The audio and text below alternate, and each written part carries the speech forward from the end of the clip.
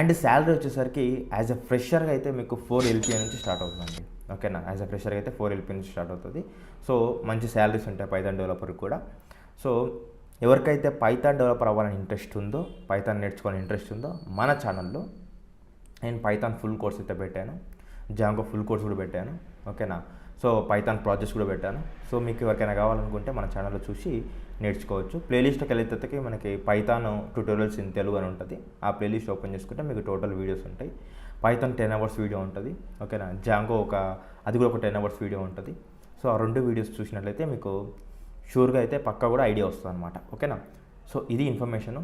So ఇంకోటి ఏంటంటే Python developer ఎట్లాంటి కంపెనీస్ ఆఫర్ చేస్తాయంటే ప్రతి ఒక్క కంపెనీ పైథాన్ డెవలపర్ ఆఫర్ చేస్తుంది. ఎందుకంటే ప్రతి ఒక్క కంపెనీలో ప్రజెంట్ పైథాన్ యూజ్ చేస్తున్నారు కాబట్టి పైథాన్ డెవలపర్ అనేది చాలా యూజ్ అవుతాడు. కాబట్టి పైథాన్ డెవలపర్ అయితే ప్రతి ఒక్క కంపెనీలో అయితే మనకు ఆఫర్ చేస్తారనమాట.